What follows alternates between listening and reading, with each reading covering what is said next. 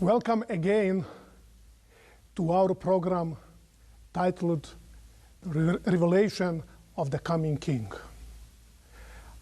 I'm Ranko Stefanovic, professor at the Seventh-day Adventist Theological Seminary, Andrews University, and I'm so excited that we can spend this time to delve in the book of Revelation and try to understand the relevance, message of that book for us today. Last time I spoke about my accent, but this is not the only thing that people are confused about with regard to me. They ask about my name. So let me just take a few moments and say a little bit about my name. My name is Ranko Stefanovic. Ranko, in my Croatian language, means an early one. You know, sometimes parents, they make mistake by naming children, by giving them certain names, early one. Okay, but my last name, Stefanovic, actually comes from Greek. In the Greek language, there are two words for a crown. One is the Greek word diadema. You can guess already that from that we have the English diadem, and it's a royal crown. When we go to the book of Revelation, we see in Revelation 19 that Jesus has many diadema crowns on his head. So that crown is reserved exclusively for God and Jesus Christ. But we will come to that. You will notice in the book of Revelation that there is another entity in the book that claims such a crown. Probably you already guess. If you go to Revelation chapter 12 and Revelation chapter 13, you will see that the dragon and the sea beast claims that crown. So we are dealing here with the power opposing to God and claiming the prerogatives of God. But human beings are not promised such a crown. The second word for crown in Greek, it's a Stephanos crown. That's not a royal crown. It's a garland given to the winners at ancient Olympic Games. It's the crown of victory. This is the crown that is promised to us. Amen. For instance, when we read in 2 Timothy chapter 4, Paul says, I finished the race, my life is over, and I know that to me, Stephanos' crown is promised. He said, not only to me, but to all those who are waiting for his coming. Revelation chapter 3, verse 11, be faithful until the point of death, and I will give you the Stephanos of life.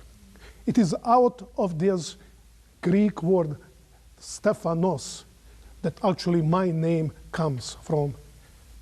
Okay? Stephan, the Western Stephen, are both derived from this word. And Stefanovic actually means a little Stephen in my language. You know, the person lived somewhere, he was a foreigner there, and people ask, who is this person? He is son of Stephen, little Stephen. In my language, it's Stefanovic. That's actually how people got their second names.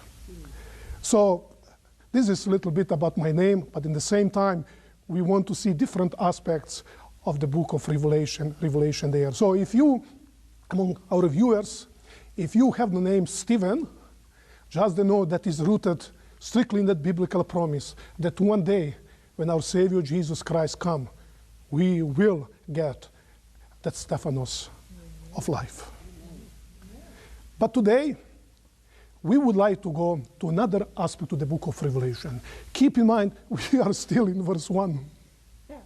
And believe me, we can spend hours and hours just on the first 3 verses of the book of Revelation, which actually are a part of the prologue of the book. But about that, we'll talk later. So please, I'd like to ask you, if you can open your Bibles again, but please, I want to fulfill my promise. I will do it always at the beginning of our study and at the end. If you are able to hold in your hands my commentary that we recommended last time, you still have a chance somehow to Provide a copy for yourself.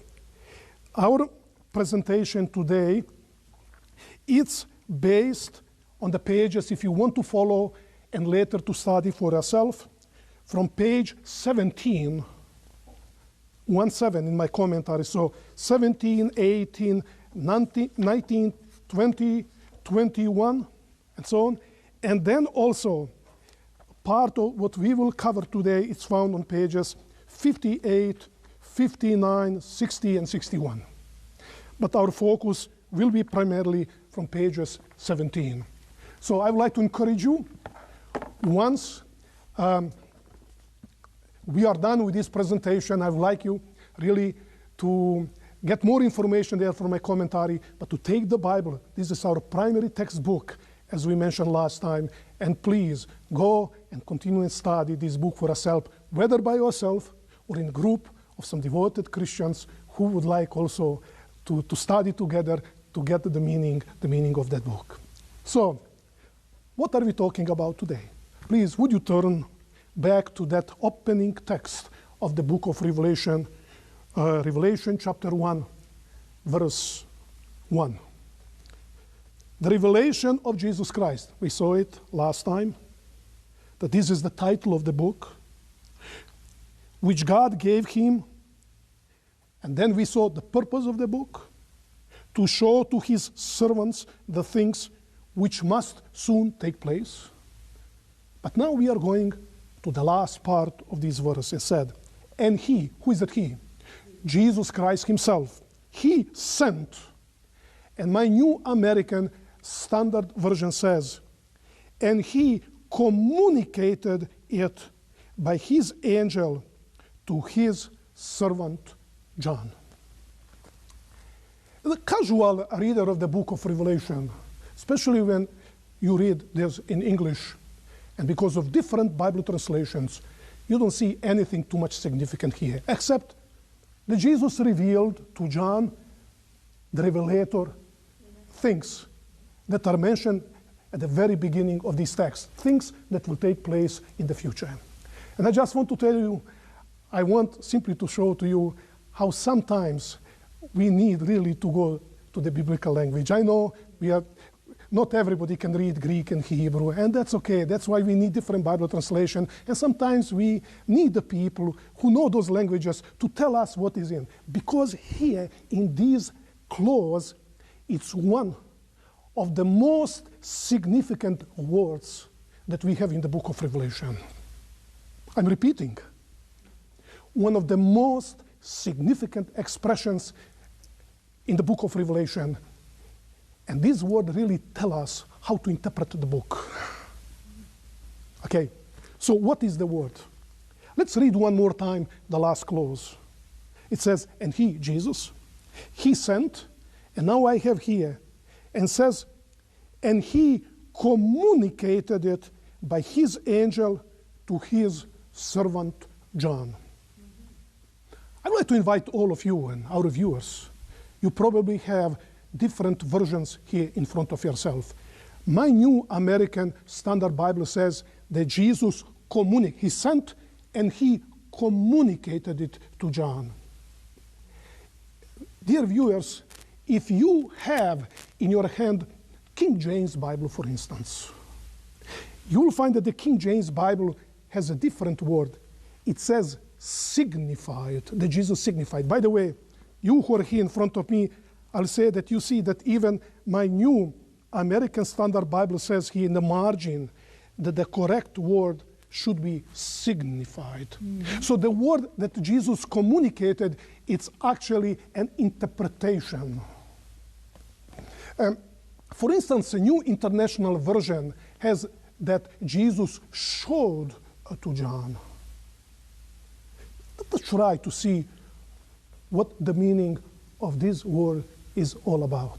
I'd like to suggest to you that the King James Bible, or a New King James Bible, together what is found here in the margin of my Bible translation that I have here, are the closest to the meaning that the word is in Greek. So, again, as I did last time, I want a little bit to challenge you, that you see how it looks in Greek. So the word that is in Greek here is semaino. This is S, so-called sigma, okay, in Greek. It's the word semaino. So what is the meaning of this word? Let's do a little bit analysis of this word, and I hope that this will not be boring. Okay, the word semaino, it's a verb, but comes from the noun. You see, if you cover these letters, then what is left? It's the word sema, which is a noun, feminine noun. Actually, there is also in the book of Revelation another word, noun, that is very similar to sema, which is semaion, which is actually neuter, but the meaning is the same. So what is the meaning of the word sema? It simply means a sign or a symbol. I will show you something from the book of Revelation just in a few minutes. And I know that our viewers are in international community, in different languages of the world. And if you go anywhere in the world, there is international word, what United States we call a traffic light. Mm-hmm. It's typically North American expression is. If you go to Britain, where English is the official language, they use the word semaphore. Mm-hmm. Semaphore, which is the international term in Spanish, Portuguese, Croatian language, all languages of the world. This is the official word for the traffic light, semaphore. You will notice, sema and phore. Sema means a symbol, and phore is somehow the variation for light. So what is a semaphore or traffic light? You know, when you see green, it tells you something. When you see red, you see these are all signs that they mean something. When you see red, that sign means stop. By the way, let me use another word that we are very much familiar with, is the word semantics. Mm-hmm. Sema means a symbol, and tics, it's a little bit changed, a transitory term that actually is the word for the text. So what is semantics? When we use symbols to express something that is not visible, you say M, you say T, you see, you don't see it, it's simply breathing, but then you use those signs to express it. That's what semantic is. You use sign or symbols. By the way, this is feminine. Let's go to the book of Revelation to see how a neuter term is used. It's used 2 times, for instance, in Revelation 12. This is the word that we are talking about. Revelation 12, verse 1. And you will see we are spending a little bit more time on that because this is, I dare to say that this is probably a single most important word in the book of Revelation with regard to the interpretation of the book. It says, you have the book, the chapter, a great sign, what the word is used, semeion, neuter, appeared in heaven. What is the sign? A woman. So please, let's practice the knowledge. If semeion means sign or symbol, what does it mean? That what follows is not the real thing. It says a woman, pregnant with child is there, telling us that this is not a Mary, that this is not a woman, that actually it's a symbol that John sees of something. By the way, we will come to Revelation 12. Okay, let's go to verse 3. Then another semeion, which is a sign, appeared in heaven.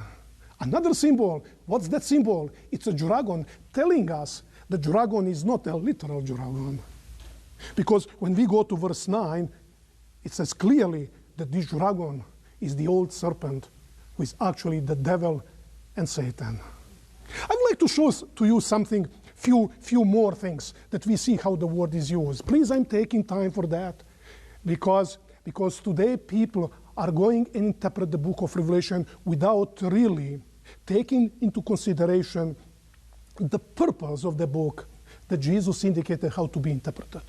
Okay, if you go to the Gospel of John chapter 12, verses 32 and 33.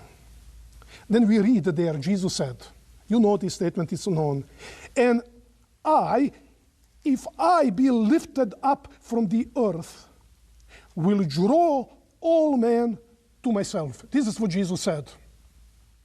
But John wrote his gospel many decades after, and he now makes comment on these words of Jesus, and he said, but he, Jesus, was saying this to indicate the kind of death by which he was to die. Let me make sense of this. Jesus said, and I, when I am lifted up from the earth, I will draw all people to myself. What's the meaning of that? Evidently, the disciples at that moment did not understand what Jesus was saying. It was decades later that John understood when he was writing the gospel. After everything what happened with Jesus' crucifixion and his ascension to heaven, and he said that Jesus was saying this. Now, they put the word indicate. Actually, is the word semaino used. Can we practice it? Jesus said this to show by means of symbol what will happen to him. So we know that when I'm lifted up, it means the cross. Let's see another case. The Gospel of John, chapter 21, verses 18 to 19. Verses 18 to 19. Is the book of Revelation very exciting book to study? Yeah? Okay, 21. Again, the words of Jesus. Truly, truly, I say to you, when you were younger, you used to gird yourself and walk wherever you wished. But when you grow old, you will stretch out your hands, and someone else will gird you and bring you where you do not wish to go. So these are the words that Jesus said to Peter, but evidently Peter did not understand what Jesus told him. Was that Jesus tried to tell him, you will stretch your hands. Somebody will take you to the place you don't want. Actually, it was, again, decades later, when John was writing his book, that he understood it, and he makes a comment.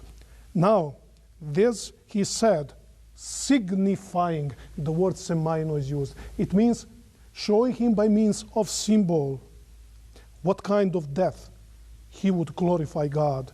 And when he has spoken this, he said to him, follow me. So I hope now that we can get a little bit insight into the meaning of the word semaino. But there is another word that is probably, another biblical passage that is more significant. And when John, in Revelation 1:1, quoted the words of Jesus, in using the word semaino, actually he had another book in his mind. And that's the book of Daniel. Huh.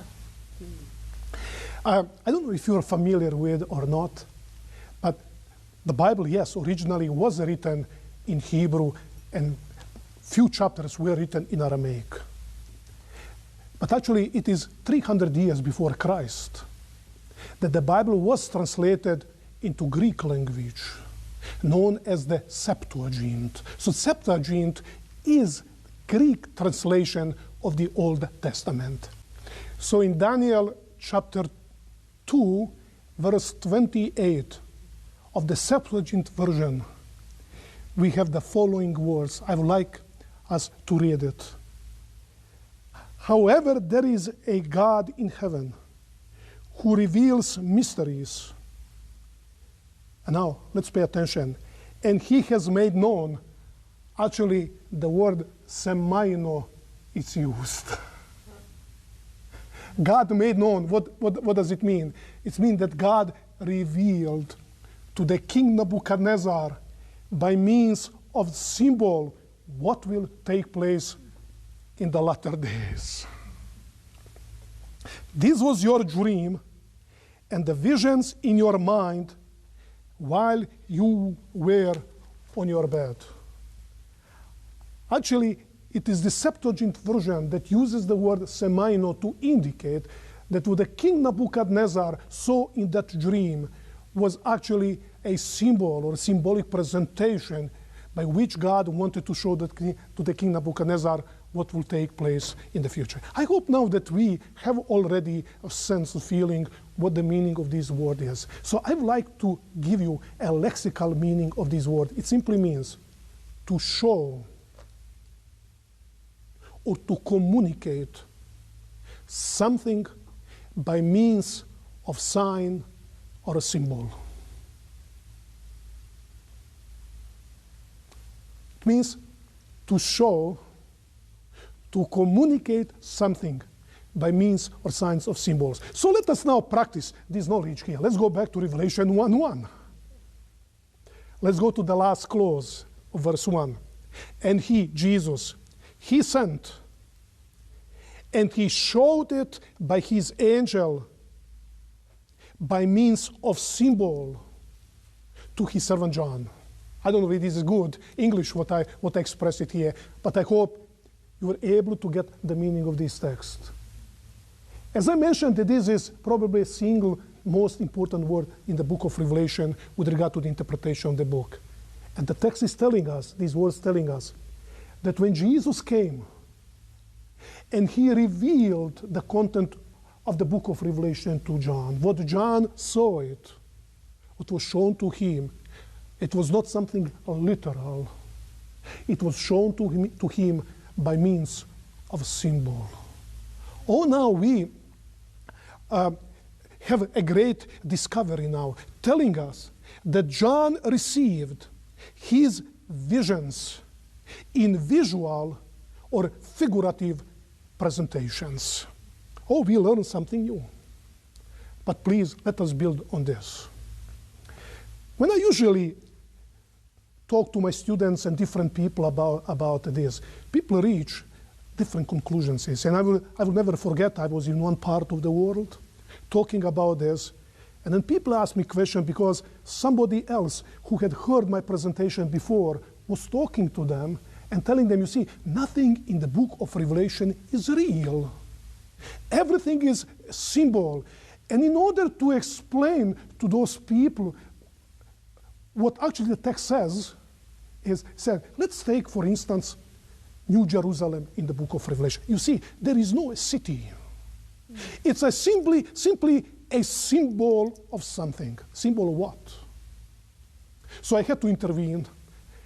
And from that time, it happened 3-4 years ago. I used New Jerusalem a little bit to clarify what is this. So it's very important that we keep in mind about this, what was shown to John by means of symbol is that what is in the book of Revelation, what John saw in the vision, are real things, real events, and real systems. Are you still with me?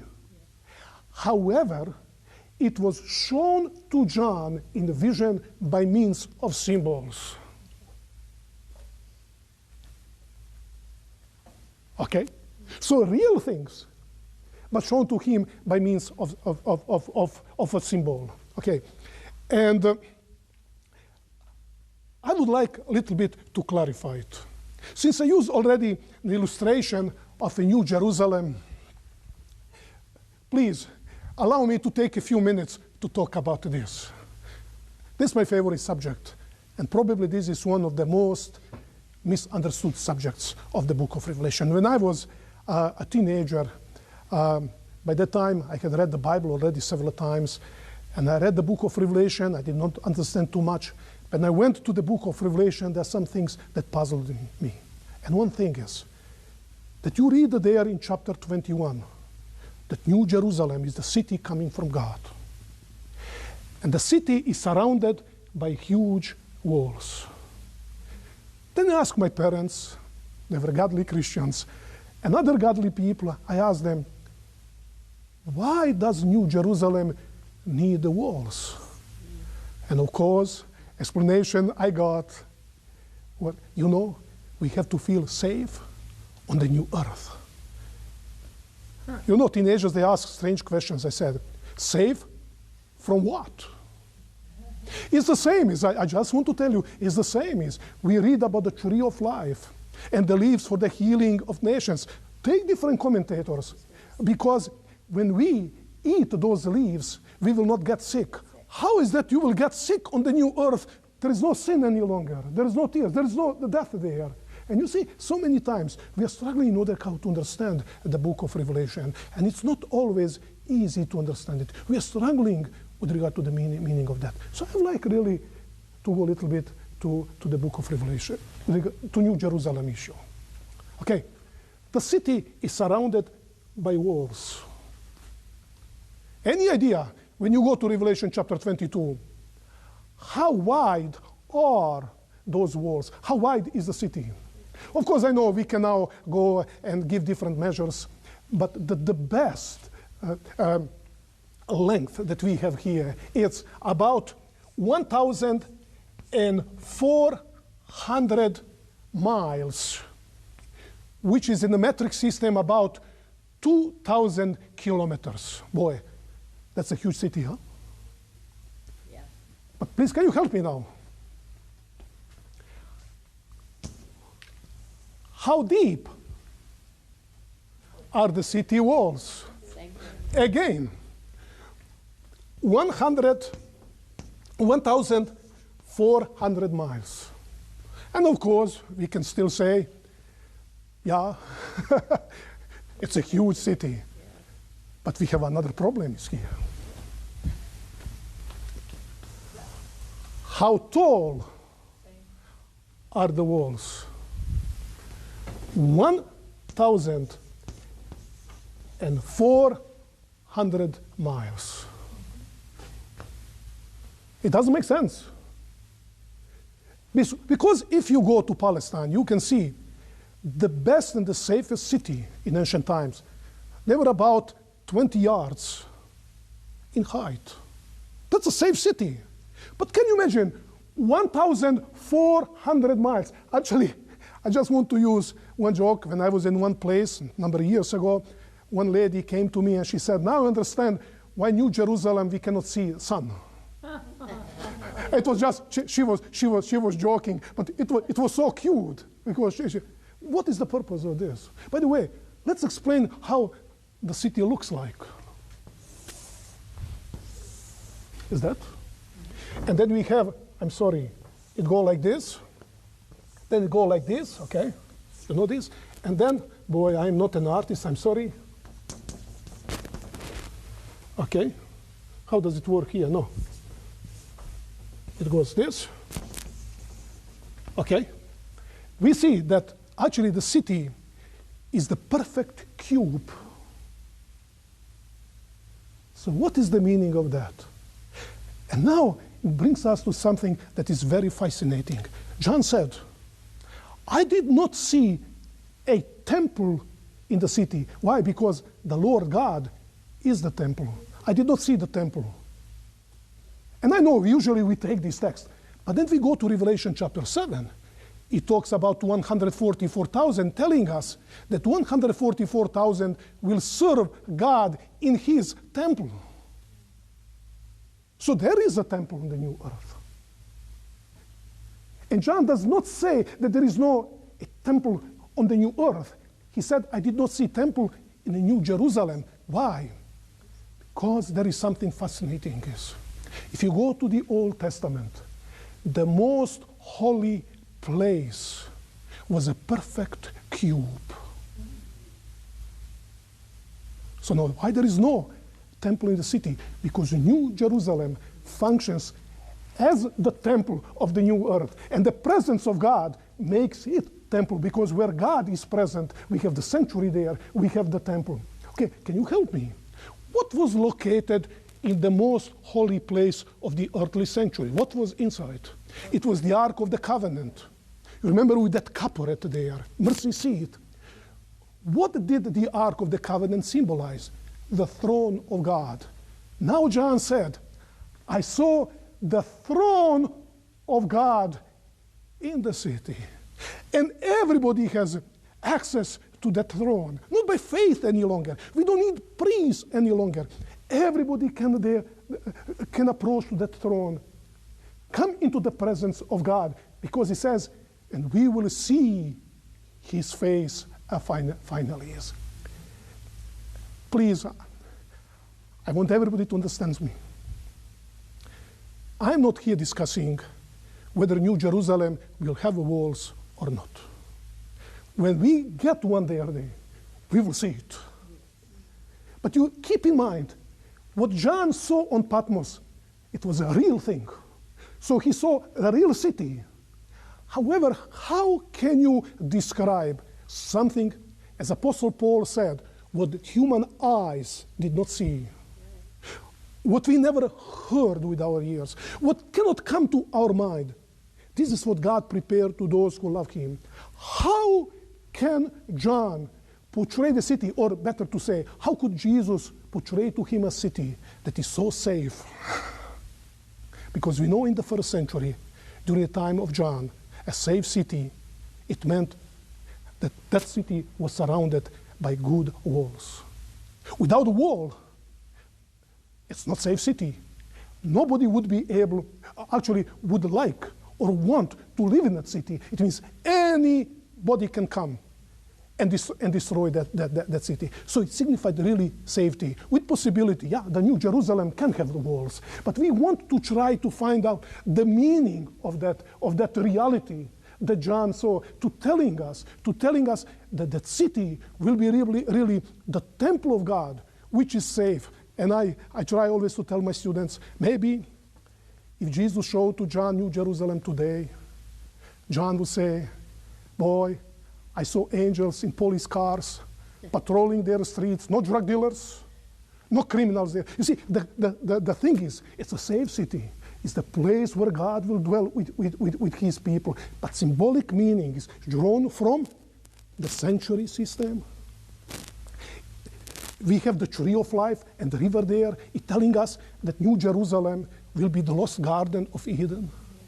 And also the concept of a safe city from the time of John. You see that those elements, keep in mind that God always speaks to the people in the language that people can understand. God speaks to us in our language that we know. It is only the things that we know that we can understand things that are unknown. But please, just one more aspect. I'm tempted now to talk too much about New Jerusalem, and we will talk about that when we reach Revelation chapter 22. One special aspect of that message given to me is that says, an ethnoi will come to that city. From that word ethnic comes. And the word is translated into English as Gentiles or nations. Will come to that city and bring their gifts to God and their glory to God. When John wrote this, it had a special meaning for him. Yes. At the time of John, there was a city of Jerusalem. And that city, had several courts. The widest area around the temple was the so-called the court of the Gentiles. The Gentiles were allowed only to that court because the Jews did not believe in the conversion of the Gentiles, so they did not care there. But there are many Gentiles, they wanted to come to worship the God of Israel. So they were allowed only to come into that place. There was a next court, known as the court of women. Only women were allowed only in that court. Then there was the next court, the court of Israel, and at the very temple where the priests could come and officiate sacrifices in there. And John, while he was in Jerusalem, he could watch. Because from the court of the Gentiles to the next court, the court of women, there at the entrance, there was a huge inscription that said, any Gentile who passes through this gate will be responsible for his own death. By the way, if you go to Israel there in museum, you can see that inscription that is found. It's there in the museum. The Gentiles were not allowed there. By the way, it was in that court of the Gentiles that the greedy Sadducees invested all kind of business. It is from that court that actually Jesus, you remember that, expelled all those sellers there and money exchangers, etc. They did everything to prevent Gentiles to worship and to give glory to the God of Israel. But what do we have now with the New Jerusalem? That the promise that given through the prophet Isaiah, and my house will be called the house of prayer to all nations, Gentiles, finally will be fulfilled. You see, friends, when we read about the New Jerusalem, and we try to speculate, is it a real city or not? The answer is, it is a real city. It was shown to John by means of symbols that he could understand, etc. But there is much more in that. That symbolic language is telling us that with that promised city that God one day will give his people, will have all God's promises given to the humanity finally to be fulfilled. So when we read about that gold and silver, when we read about those precious stones, it's not really, the issue is not about precious stones and gold. It's about the glory of God that we build in a city. And I just want to tell you, I cannot wait. Amen. But crossing that city and finally see his face. And that the desire of human beings that is best expressed in the words of Moses, Lord, show me your face. Amen. Finally will be realized. And we will all be able to see God's face and find ourselves there to the next throne of God. That's what the message of the book of Revelation is. So now the time that is left to us, we want to understand a little bit about that symbolic language. So please, we have to ask ourselves one question is, who is that shows that symbolic language of the book of Revelation? We read clearly in verse 1 that actually it's a Jesus who chose that language to show to John the events that will take place in the future. Are you still with me? Mm-hmm. And God always speaks to the people in the language that they can understand. That's why New Jerusalem is portrayed in such a way. But not only that. When we move on through the book, we see also that so many times when John sees something in the vision, he tried to describe it, but the words are lacking. So he chooses his own symbols to explain it. How do you know that John so many times chooses his symbols? You will notice, for instance, in Revelation chapter 1, when he sees glorified Christ, he says, his hair was like, his face was like, his eyes were like, his garment was like, his feet were like. When you use the word like, when you say, my daughter, she sings like a bird. Bird is a symbol.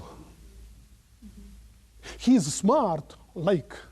You see, so many times, John, by using the words like or as, he adds his own symbols. Yes. So now we have the book of Revelation. We want to study. We want to interpret it. But we want to understand that symbolic language, because what makes the book of Revelation problematic is that symbolic language. So please, I'd like to give you certain principles. I hope it will help us in order to understand that and uncode, okay, that symbolic languages. When we read the Bible in general, okay, the books of the Old Testament and the books of the New Testament, when we have the text in front of ourselves, we approach the text with presupposition that what we read there in the text, it's literal. Are you with me? Yes. Some Christians, they don't follow that principle. And let me tell you just an illustration. They read Genesis chapter 1. God created something the first day, something the second day, the third day, and they try to reconcile a little bit with the science. So suddenly those days are not literal, but are symbolic. Some people, they have a problem with the coming of sin in Genesis chapter 3. So that was not a real serpent with Satan. There was something else. Many people, they have problem with the book of Jonah. So Jonah never existed. Jonah is symbol of something else. I'm sorry. I'm conservative Christian who reads the Bible as it is. I believe that the Bible is really the record of what happened, of course, through the lenses of the biblical author. Using his personality, the biblical author portrayed what happens. And it really happened. When you read that, it's literal, it indeed happened. But there is always but. Unless the text indicates clearly that the symbolic meaning is intended. So many times we read something in the Bible and we see that the literal meaning does not fit. It's obviously a symbolic meaning. For instance, you read the book of Psalms when David said, many waters they came against me. They are not literal waters.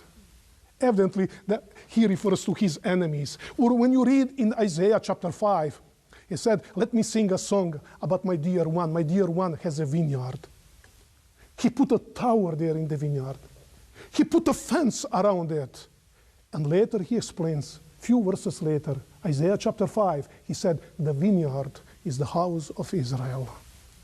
The tower is the law of God that is put there. So you see, we are dealing with symbolic language. So the text must clearly indicate to us that the symbolic meaning is intended. Now, when we come to the book of Revelation, the principle is completely opposite. When you have the text in front of yourself, from the book of Revelation, you read the book of Revelation, you come with presupposition that this text is symbolic. How do you know that? Because at the very beginning of the book of Revelation, John makes very clear that what Jesus showed to him in the vision was shown by means of symbol. Are you still with me? Unless the text indicates clearly that the symbolic or figurative, that literal meaning is intended. Are you with me? Yes. So, when we read, when John said, by the way, we will do it very soon, when John said, I, John, your brother, I was on island called Patmos. It's obvious that it is literal. Or when he says, when I saw the angel speaking to me, I fell down before his feet, and he said, don't do it. I'm simply like servant like you. It's literal meaning. Okay. So in order to establish certain principles, we want to recognize difficulties in the book of Revelation, because to determine what is literal and what is symbolic, it's not always clear to us. We have already the principle. What John sees in the vision, what was shown to him, and what he wrote down in the book, it was by means of symbol. But sometimes there are some difficult things. Because you see, some symbols are very clearly explained in the book. For instance, we already mentioned it in chapter 12. John talks about the dragon beside that pregnant woman. You remember that? In verse 7 to verse 9, he makes very clear that the dragon was the devil or Satan. If you go to Revelation chapter 17, John sees a prostitute Babylon sitting on many waters. In verse 15 of the same chapter, he explains that the water upon which the prostitute was sitting signifies secular and political powers of this world. You see, there are many symbols in the book clearly explained. But what is the problem? That many symbols are not explained. And this is actually that adds difficulty to us when we try to understand the book of Revelation. So to determine sometimes what is literal and what is symbolic or figurative in the book of Revelation, it's not an easy task for the interpreter. And we will come, for instance, to Revelation 16. We have 7 last plagues. When we read the last 3 plagues, 5th, 6th, and 7th, it's clearly that it is symbolic. We have river Euphrates. The 5th plague strikes the throne of the beast. In the 7th plague, you have the fall of Babylon. It's clearly the symbolic language. And that's not the problem. But when we deal with the first plague to fourth, striking the sun, the water, etc. It's not clear to us. And I will show to you, strictly on the basis of the book of Revelation, you'll be surprised that actually it's literal, it's not symbolic. So you see, in one chapter, one more time, we're using our best abilities and help of the Holy Spirit to understand it. The first 4 seals we interpret as literal, the last 3 as symbolic. So you see, it tells us about the difficulty. By the way, we will come also to Revelation chapter 6. You know that about the darkening of the sun, of the moon, and the falling of the stars. There are today some Christians, they believe that it's figurative, symbolic, it's not literal sun. By the way, I will show to you exactly from the book that it is literal. You don't need to doubt about that. But just a few years ago, we were struggling. We did not know how from the book to show if it is literal or symbolic.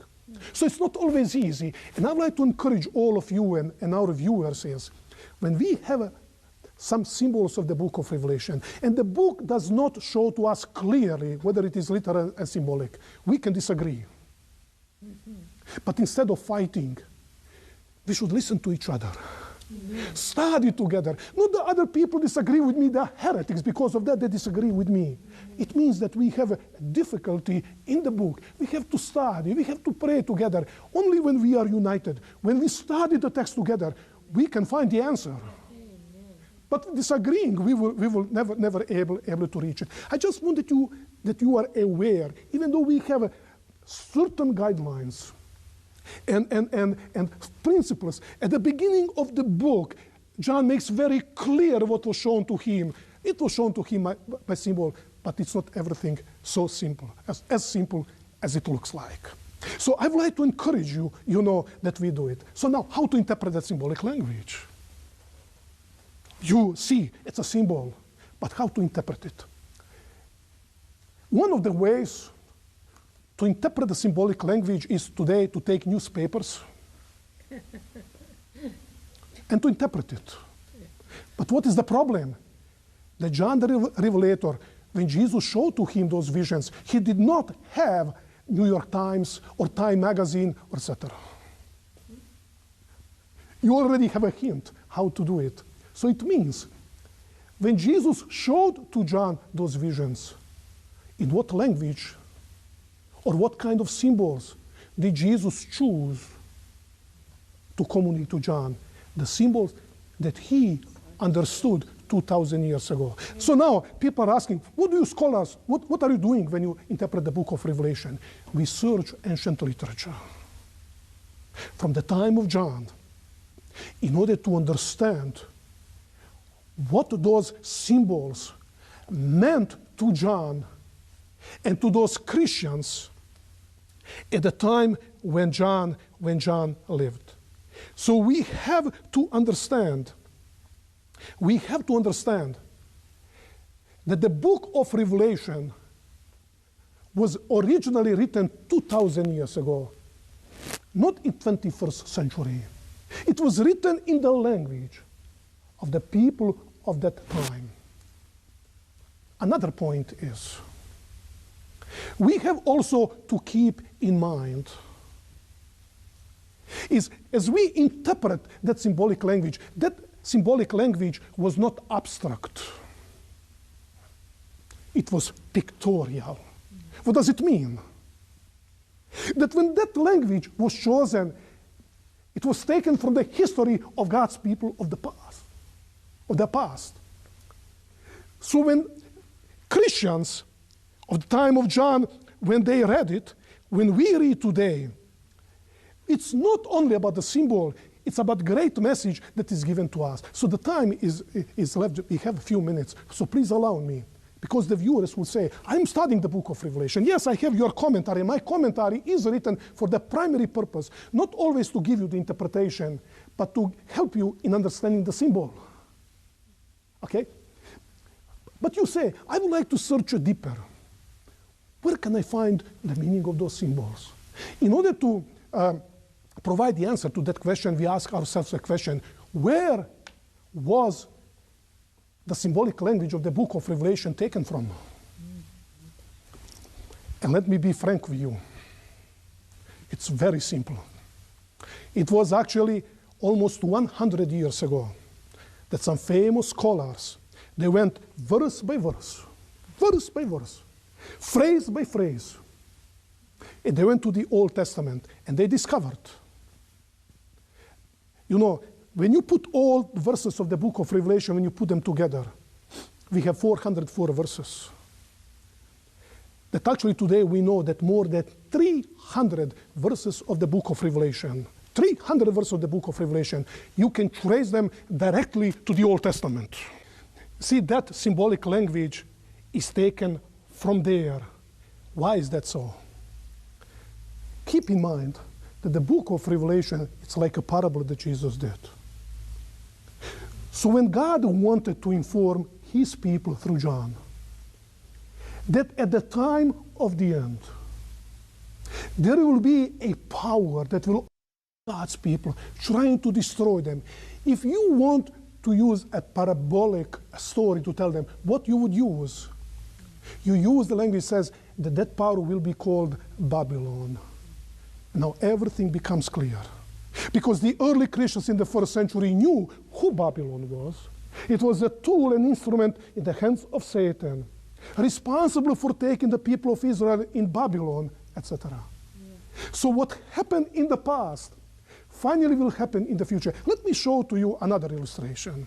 Revelation chapter 12, we mentioned it. I'm going back to that. John sees a woman that is pregnant, in pain to deliver a child. And then there is a dragon there waiting for the child to be born, to be destroyed. Let me ask you something. Now you have to help me. What suddenly picture come to your mind? A woman that is in pain to bear a child, and there is a dragon that is the enemy trying to destroy the child. What comes to you? Genesis 3:15.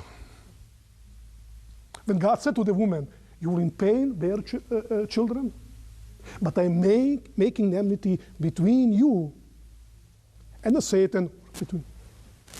He will trample on your head. You see that? You have here the fulfillment of that promise. Another one.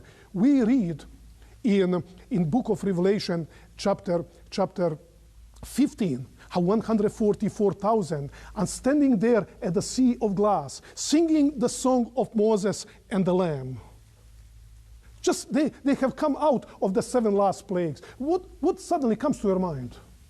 The Egyptian plagues and people of Israel at the Red Sea there, Miriam actually, leading that song, the song of Moses, singing to God. You see that the entire book of Revelation is written like that. So if you really want to understand the meaning of that symbolic language, what is the first step?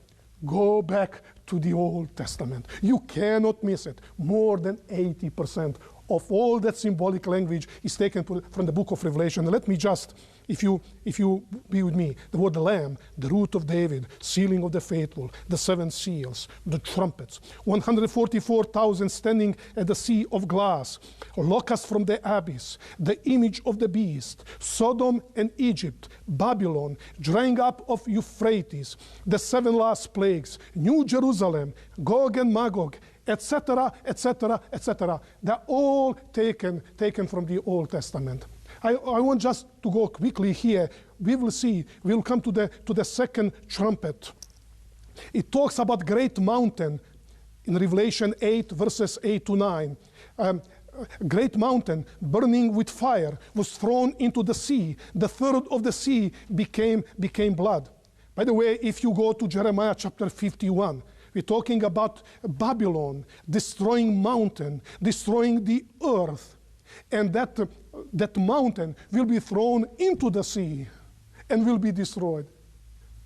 You see, then the book of Revelation is not as difficult as it appears.